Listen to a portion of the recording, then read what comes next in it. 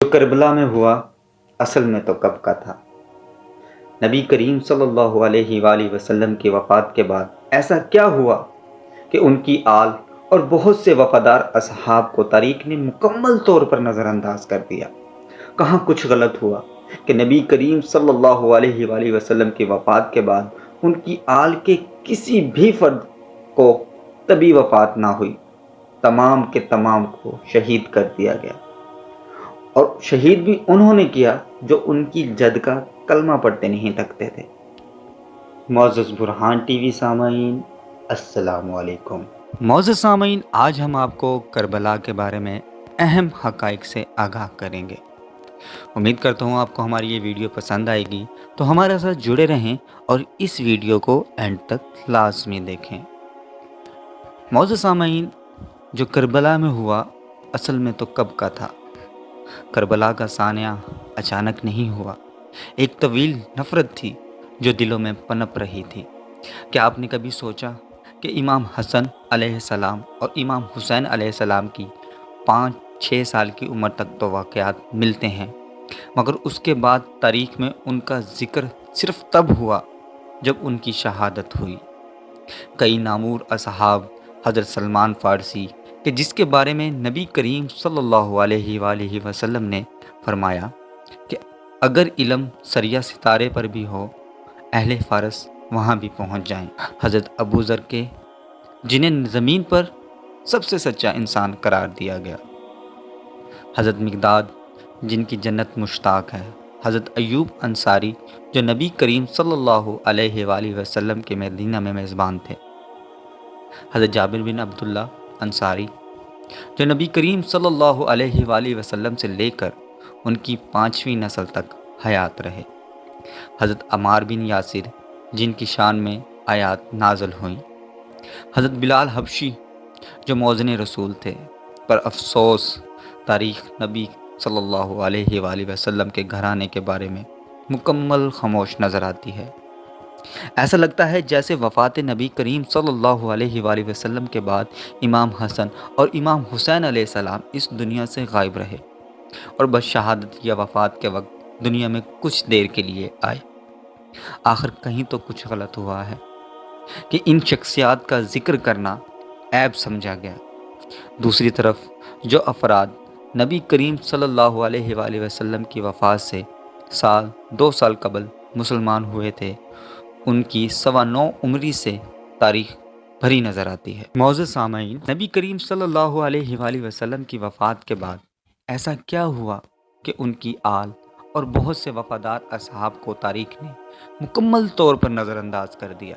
کہاں کچھ غلط ہوا کہ نبی کریم صلی اللہ علیہ وآلہ وسلم کی وفات کے بعد ان کی آل کے کسی بھی فرد کی طبی وفات نہ ہوئی، تمام قتل ہوئے، اور قاتل بھی وہ جو ان کی جد کا کلمہ پڑھتے نہیں تھکتے تھے۔ آج 14 صدیاں گزر جانے کے بعد بھی ہم جانتے ہیں کہ امام حسن علیہ السلام اور امام حسین علیہ السلام جنت کے سردار ہیں۔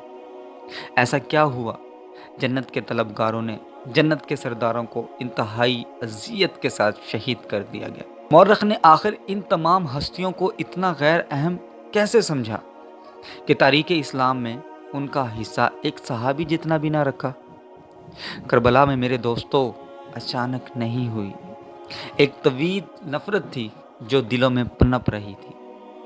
جوں جوں وقت گزرتا گیا، نفرت بھی بڑھتی گئی، اور ہر ہستی کے بعد دوسری ہستی پر پہلے سے زیادہ ظلم ہوتا نظر آیا۔ اتنی نفرت کہ اس مقدس گھرانے کی مطہرات پر بھی ظلم کرنے سے بھی نہ چونکے۔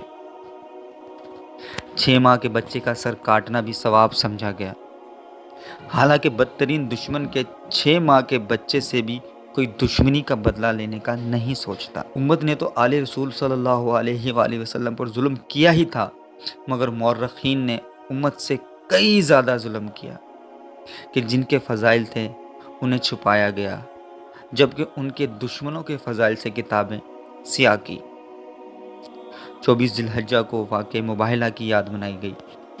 اس واقعہ میں بنس قرآن 5 ذوات مقدسہ میدان میں توحید کی گواہ بن کر پیش ہوئے، اور قرآن مجید نے انہیں صداقت کی سند عطا کی۔ واقعہ مباہلہ کے کچھ مدت بعد ان 5 ہستیوں میں سب سے بزرگ ترین ہستی کا وصال ہوا۔ جنازے میں کتنے کلمہ گو تھے؟ یہ سوالیہ نشان ہے، جنازے میں کتنے کلمہ گو تھے؟ پھر 75 دن بعد اس گھر کا دوسرا جنازہ رات کی تاریکی میں اٹھا اور چند مخلصین کی موجودگی میں بڑی خاموشی اور مظلومیت سے دفن کر دیا گیا اور نشان قبر تک مٹا دیا گیا، جو کہ آج تک نہ مل سکا۔ معزز سامعین، پھر اسی گھرانے کا تیسرا جنازہ 40 ہجری میں کوفہ سے آدھی رات کے وقت اٹھا اور پشت کوفہ ریت کے ٹیلوں کے درمیان خاموشی سے دفن کر دیا گیا اور مدتوں قبر کا نشان نامعلوم رہا۔ پھر اسی خاندان کے چوتھے فرد کا جنازہ 50 ہجری میں شہر مدینہ سے اٹھا اور نانا کے مزار کی طرف چلا، مگر کچھ لوگ تیروں سے مسلح راستے میں حائل ہوئے کہ نواسے کو نانے کے پہلو میں دفن ہونے نہیں دیں گے۔ آخرکار وہ جنازہ بقیع کی عوامی قبرستان میں دفن کر دیا گیا۔ پھر 61 ہجری میں اصحاب مباہلہ کے آخری فرد کا جنازہ اٹھایا بھی نہ جا سکا، بلکہ جنازہ گھوڑوں کی ٹاپوں سے پامال کر دیا گیا۔ ایک بات تمام اہل ایمان پر فرض ہے کہ اس پر غور و فکر کریں کہ ائمہ اطہار کی جگہ کتنے امام پیدا کیے گئے اور ہم آل محبوب خدا صلی اللہ علیہ وآلہ وسلم کی جگہ ان سے دینی اور فکری رہنمائی کیوں حاصل کرتے ہیں؟ گویا جن کے سینوں میں رسول کریم صلی اللہ علیہ وآلہ وسلم کی طرف سے منتقل ہونے والا علم القرآن اور حدیث اور علم الدنیا کو پورے منصوبے سے پس پشت ڈال کے ان گنت اماموں کے اقوال اور وضاحت فقہ حاصل کرتے ہیں، اور یہ غفلت میں نسل در نسل ہوتی نظر آتی ہے۔